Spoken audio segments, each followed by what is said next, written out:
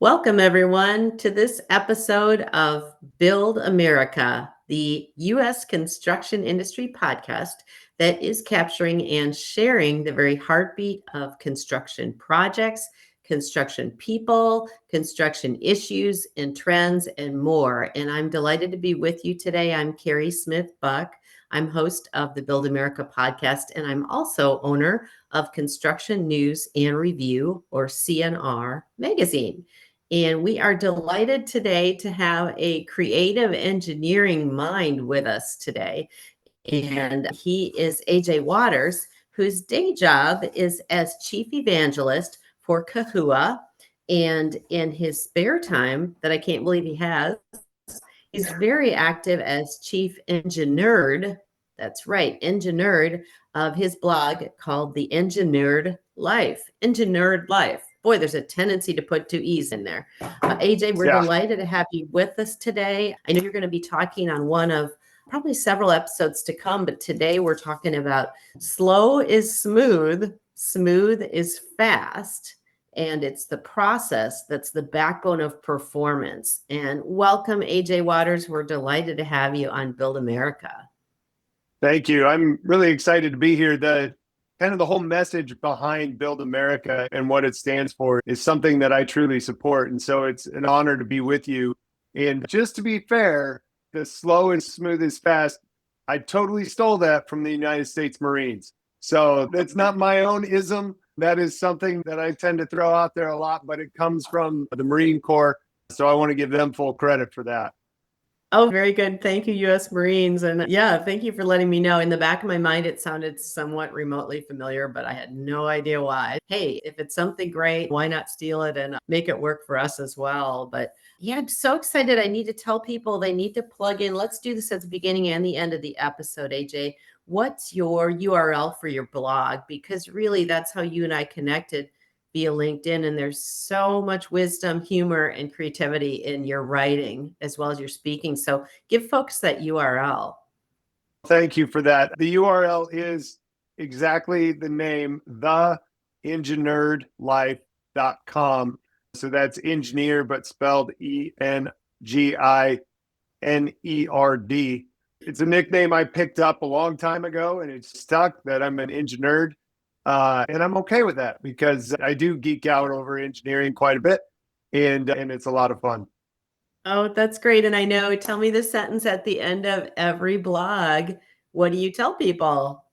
So my sign off of every blog is construction is cool. Tell your friends, because it's an incredible industry filled with purpose, with awesome projects, community shaping projects. And so I don't know of a better place to have an impact or to leave a lasting impact on the community around you and or even the state or the country than working on projects that build America. That's awesome. That's awesome. Let's jump right into today's topic. Like I said, you had several great ones, listeners and viewers, but this is just one we picked for today. And tell us what's behind the U.S. Marines logo in your application of it with slow is smooth, smooth is fast. How important is process, and especially as projects get expedited at a crazy pace? Yeah. So one of the other quotes that I've always heard is that culture will eat productivity for breakfast. So if you have a bad culture or bad processes, you're going to lose on a project. You're going to go over budget or fall behind schedule. But a lot of times people equate that to hurrying or going faster or moving quicker. And really, it's not always about how fast you can go. It's about how smooth you can be, how slow and methodical and smooth you can be in moving toward your end goal. When you rush, mistakes happen. And so if you can calm the rush a little bit and you can methodically move forward with your engagement on the job site, then your productivity will actually be better than if you're trying to rush or you're trying to go fast. Now, the reason that it's important to look at your processes is the whole slow is smooth, smooth is fast.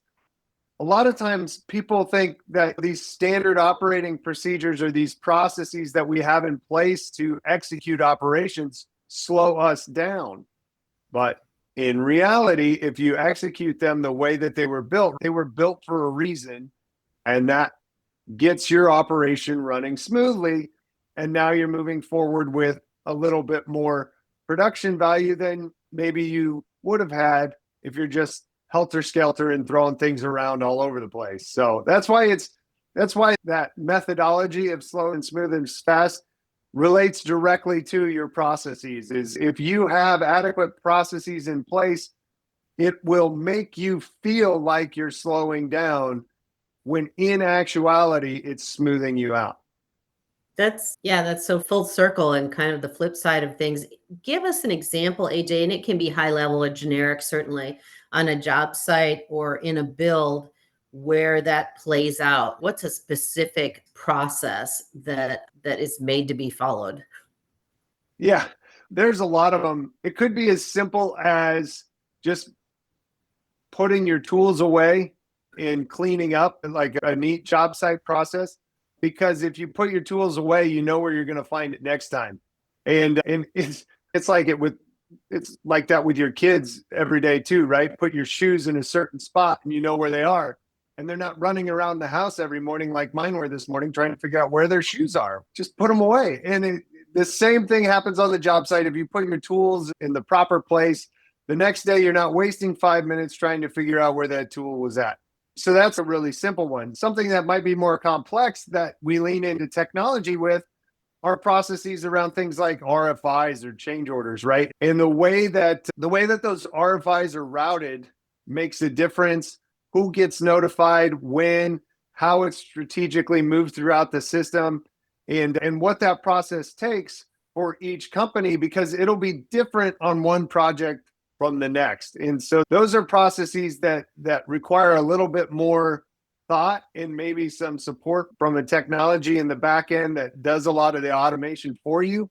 But when you have an RFI process that's buried in email and you're waiting for responses and you don't know where they're at, and you're trying to share them out to everyone, search becomes harder, and the time waste searching for the RFI answer is just like the time waste searching for the tool, only it's amplified.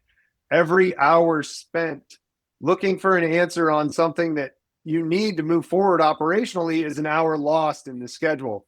And every day that an RFI response is delayed is a day lost in the schedule. And those compound quickly, especially with the way that operations are stacked on top of one another these days. So that's why the committing to a process is important. And those are just a couple of little examples that everyone can relate to, as if that happened smoother, if we didn't have to double enter information here, or if we didn't have to search for information there, we'd save ourselves a lot of time. I bet. And that seems like that would translate into all kinds of wonderful results, such as safer job sites. If when you were saying that about the shoes, I think I can picture myself tripping over my shoes looking for my shoes. Not that that's ever happened. But just, not knowing where a tool is, or I don't know, there must be all kinds of safety ramifications that not only is something go more smoothly with the process, but it's safer and I would think way more efficient. Exactly. That's cool. I noticed in your blog, you also said that you are passionate about blending construction technology expertise with humor and creativity. And I think that is such a gift. Like you said, fair or not, I think not quite fairly, engineers are judged for not only being nerdy, but maybe not having a sense of humor or being a little bit dry due to the nature of what they do. And I don't think that's, especially in this example, how do you feel that humor is maybe a great resource to not only get your point across, but to educate? Because it seems like that would stand out in your field. So that's a great question. I think for me, more so than being about humor, it's about being authentic, like being who I am.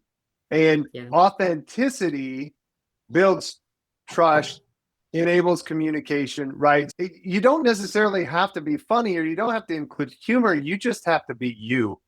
And one of the things that I am is I tend to joke around or make bad dad jokes because that's the space that I live in. But I also I have no problem pointing out my own flaws, right? Like I'm an engineer. I went to school for math. I majored in math. I can't spell worth a darn. And that's okay because I majored in numbers, not letters.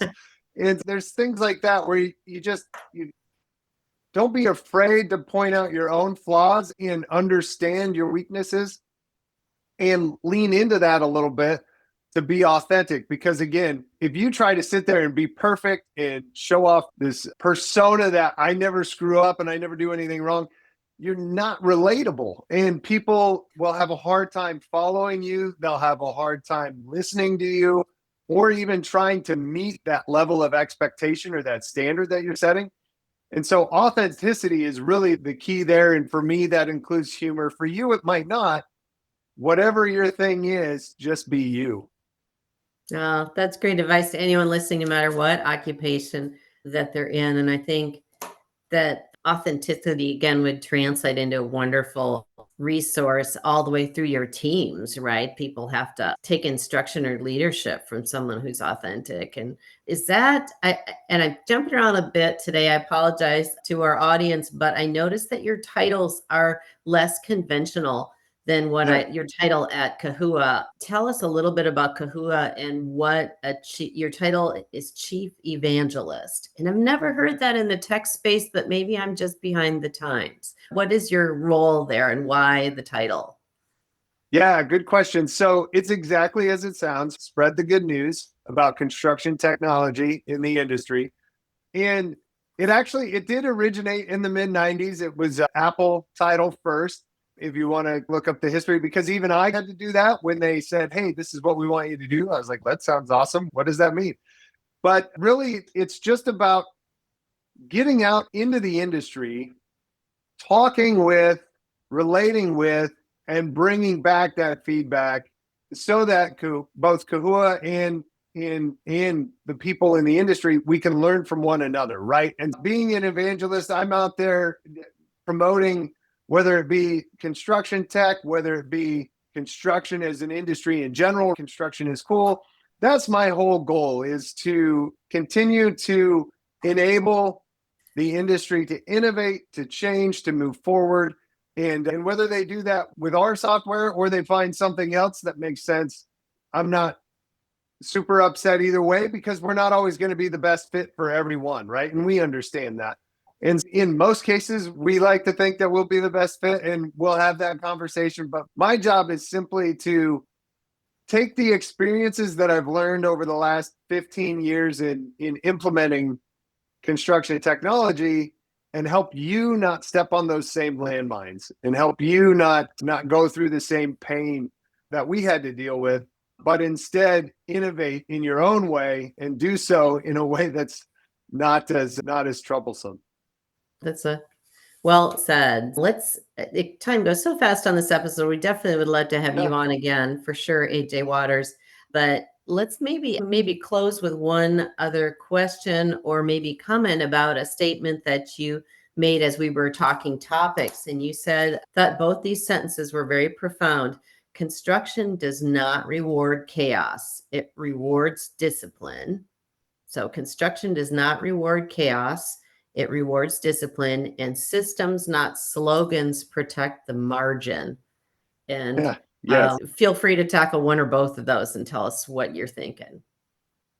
Yeah, so that kind of goes back to the process side of things and being in complete chaos versus being disciplined with your processes. And let's go back to the safety example that you mentioned a little bit ago in tripping over the shoes, right? Because if we bring it full circle to the slow is smooth and smooth is fast, there are a lot of safety disciplines that field personnel will tell you slow them down, whether it be tied off above 6 feet, right? Or whether it be have someone manning the bottom of the ladder or 3 points of contact, like all those different things, right?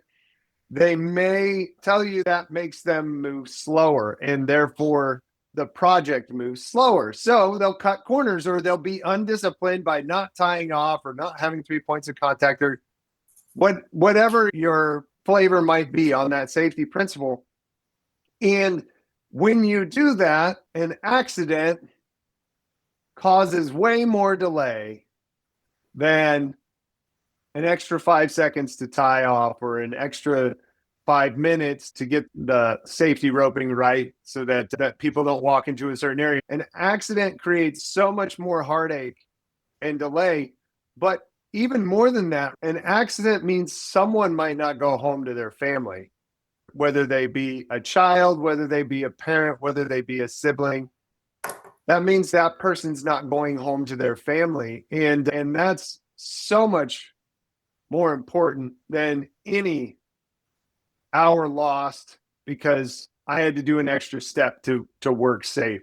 And that's where discipline is so much better than just being chaotic or being undisciplined.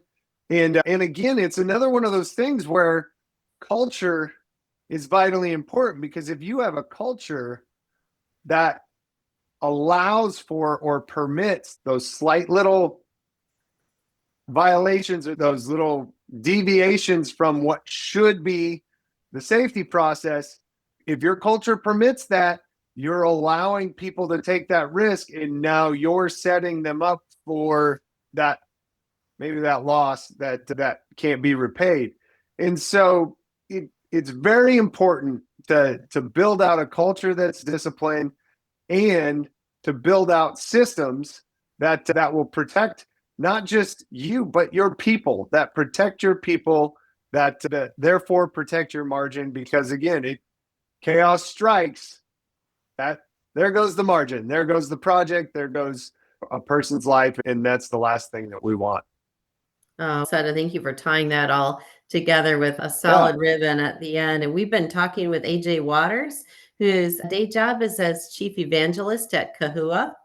And in his spare time, he is the chief EngiNerd, which he is proud to be, at his blog, TheEngiNerdLife. So that's the EngiNerd Life, LIFE.com. And check him out. Wonderful series of blogs with truths and humor and passion for what he does. And AJ, I hope you'll come back on again. We're so glad you were with us today on Build America. Yeah, thank you so much for having me. This has been a lot of fun. You bet. Talk to you soon.